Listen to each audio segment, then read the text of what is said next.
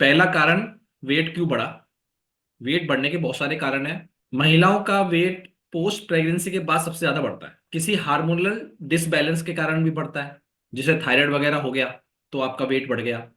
Gents के अंदर common factors होते हैं कि उनकी जॉब ऐसी होती है कि वो सिटिंग जॉब ज्यादा करते हैं, कमी हो जाती है, ब्लड फ्लो नहीं हो पाता, बैठे बैठे काम करते हैं, लोअर एब्डोमिनल पार्ट हैवी हो जाता है, पेट बाहर निकल जाता है। मेल्स में देखा गया है कि उनकी हैबिट्स थोड़ी सी खराब होती हैं कुछ लोगों की।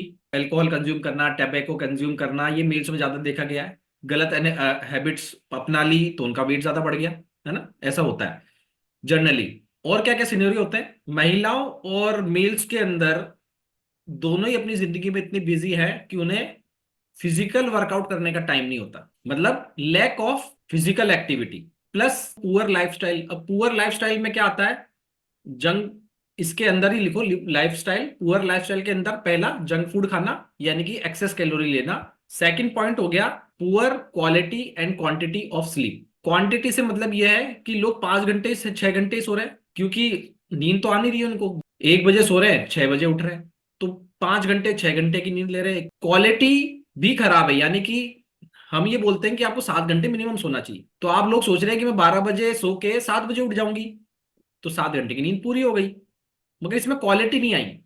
अगर आप 12 बजे सोगे तो जिस टाइम पे आपको गहरी नींद आनी चाहिए वो टाइम आपके पास होगा ही नहीं, क्योंकि अगर आप 10 बजे सो जाओगे तो 2-3 बजे तक आपको गहरी नींद आ जाएगी। जब आप सोने जाओगे उसके 3-4 घंटे बाद आपको ऐसी नींद आती है जब आप पूरी तरीके से बॉडी रिलैक्स मोड में चली जाती है, मगर वो टाइम आप देते ही नहीं हो उस बॉडी को। आप सोते हो 12 बजे, फिर आपको नींद आती है तो हमेशा आपकी कच्ची नींद होती है, पुअर नींद होती है, बॉडी को रेस्ट नहीं मिलता। तो क्वांटिटी और क्वालिटी स्लीप दोनों ही खराब है आपकी।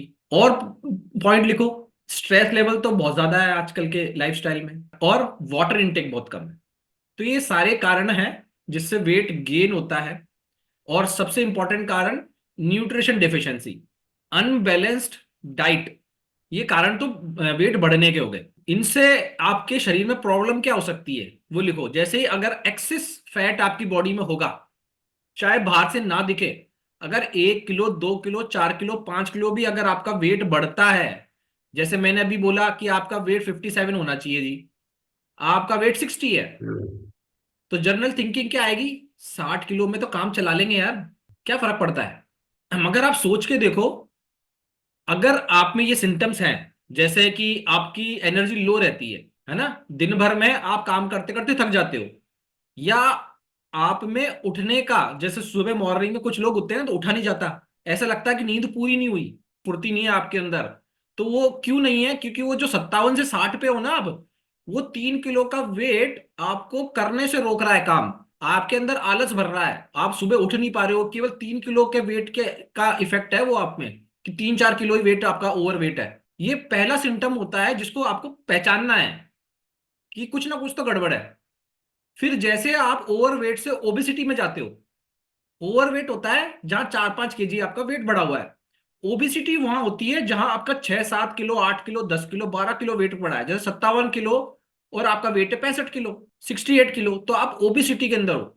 जब ओबेसिटी हो जाती है तब क्या सिम्टम्स आते हैं, तब सिम्टम्स आते हैं कि आप सीढ़ियां नहीं चढ़ पाओगे, पहला फ्लोर चढ़ जाओगे, दूसरा फ्लोर भी चढ़ जाओगे कैसे भी करके, मगर तीसरा फ्लोर जैसे ही चढ़ोगे, जैसे ही तीसरे फ्लोर की पहली सीढ़ी पर कदम रखोगे आपकी सांस फूल जाएगी। फिर तो दूसरी सीढ़ी तीसरी सीढ़ी तो मतलब लटक लटक के चढ़ोगे आप, पकड़ पकड़ के ग्रिल को। आपका जो ब्लड प्रेशर है वो आप देखोगे कभी भी फ्लक्चुएट हो जाएगा, आपको पता नहीं चलेगा, मगर किसी फ्री चेकअप कैंप में आप चले गए, डॉक्टर्स लगाते हैं ना, आ जाओ जी, फ्री शुगर करवा लो, फ्री बीपी करवा लो, ऐसे कैंप में आप चले गए कि भाई पैसे तो लग नहीं रहे, चलो चेकअप कराओ, वहां डॉक्टर ने बोल दिया कि आपका तो ब्लड प्रेशर ही बढ़ा हुआ है, फिर आपने बोला यार मेरे को तो पता ही नहीं है, आपको पता ही नहीं है आपका बीपी बढ़ा हुआ है, ये बीपी लो है, ये भी सिम्टम है जब आपको पता ही ना चले मगर रिपोर्ट में आ रही हो कि कुछ ना कुछ गड़बड़ है।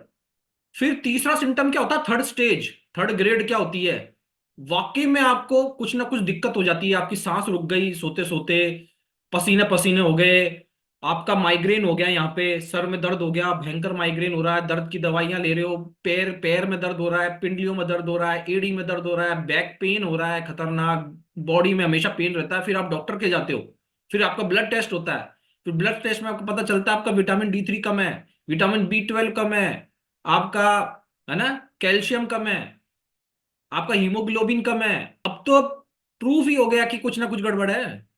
फिर क्या होता है, फोर्थ स्टेज, आपने तीनों स्टेज को इग्नोर कर दिया, फिर आप फोर्थ स्टेज पे चले गए जी, आपको तो शुगर ही हो गई, आपको थायराइड मैक्सिमम लेवल का हो गया, आपका बीपी बहुत ही हाई रहता है, आपका कोलेस्ट्रॉल बहुत बढ़ गया, आपका ट्राइग्लिसराइड बहुत बढ़ गया, और आपकी दवाइयां चालू हो गई। अब तो डॉक्टर ने बोल दिया कि ये तो लाइफ टाइम ही लेनी पड़ेगी। डॉक्टर के पास यही होता है, जैसे ही शुगर की दवाई ली, जैसे ही बीपी की दवाई ली, उसके नीचे वो लिख देता है लाइफ टाइम ले लो भाई साहब। जब भी शादी में जाओ, एक एक पॉकेट में बीपी की गोली रखना, एक पॉकेट में शुगर की गोली रखना। ठीक है, जब वहां पे पूरी सब्जी खाओगे तो पहले इंजेक्शन लगाना इंसुलिन के, फिर खाना खाना। ऐसे ही होता है, फिर जिंदगी आपकी गोलियों पे चलती है, फिर भी नहीं सुधरते हम। तो अगर ऐसा कोई सीनियर है, first grade, second grade, third grade, fourth grade, कहीं पे भी हो आप, आपको केवल और केवल एक ही तरीका है, मैं बताऊं आपको। जो पुराना तरीका था ना हमारा भारतीय पद्धति का, परंपरा का, या इस नेचर का, मेडिसिन से केवल अर्जेंट आपको रिलीफ मिलेगा, मगर परमानेंट सॉल्यूशन कभी नहीं मिलेगा। मैं एक एग्जांपल बताता हूं आपको, आप मेरे साथ बने रहना, काफी लोग हैं, 81 लोगों के लिए जोरदार वाली क्लैपिंग एक बार। अब मैं क्या बोल रहा हूं, पीछे वापस रिवर्स गियर लगा दो गाड़ी का। कभी कभी दुनिया में ऐसे एक्सीडेंटली चमत्कार हो जाते हैं जिससे आदमी का जीवन संवर जाता है। जैसे राइट ब्रदर्स ने एरोप्लेन बना दिया, थॉमस एडिसन ने इलेक्ट्रिसिटी बल्ब बना दिया, ऐसे हमारे मार्क ह्यूज ने शेक बना दिया। आपको वो सारी चीजें फॉलो करनी है जो हमारे बड़े बूढ़े दादा दादी फॉलो करते थे। सबसे पहले आप भूल जाओ कि इस दुनिया में पानी पूरी नाम की कोई चीज भी है। अरे सर ऐसा क्या बोल रहे हो, क्या मैं आंख बंद करके चलूं क्या सड़क पे, जहां देखो वहां ठेले खड़े हुए, टाइम लगेगा। आपको कम से कम 90 दिन लगेंगे इस चीज को ट्रेन होने में, पता है। हमारा 21 डेज फिटनेस या 90 डेज चैलेंज सीजन चलता है।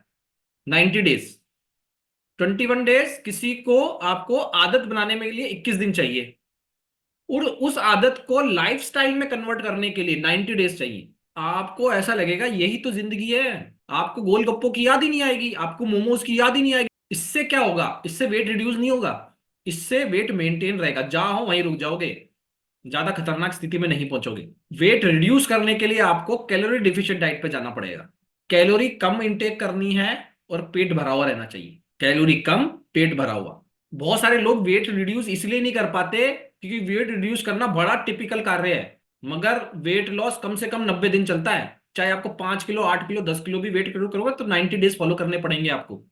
तो 90 डेज फॉलो करने में क्या कितनी रेसिपीज बना लोगे आप बताओ, कितनी रेसिपीज बना लोगे, कभी ना कभी तो जाके थक जाओगे ना, कि अब बार बार क्या लौकी उबाल के जूस पीऊं, क्या बार बार जीरा पानी पीऊं, क्या बार बार मैं नींबू पानी और शहद डाल के पीऊं।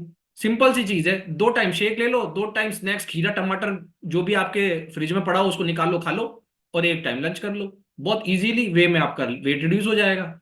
दूसरी चीज चाहिए होती है आपको माहौल। अभी देखो 80 लोग हैं, 78 लोग हैं, यहाँ पे कोई भी व्यक्ति अगर एक बार प्लग इन हो जाता है ना तो उसका रिजल्ट 100% है। जो भी यहाँ प्लग इन हुआ 100% रिजल्ट, जो यहाँ टिक गया 100% रिजल्ट। एक माहौल है, एक फैमिली है, एक मोटिवेशन है, और एक कोच है। सबसे बड़ी बात, विदाउट कोच आप कुछ नहीं कर सकते, आपके पास कोच होना ही चाहिए, क्योंकि बिना गुरु के कोई ज्ञान नहीं है। शुरुआत में आपको डिसिप्लिन तो दिखाना ही पड़ेगा।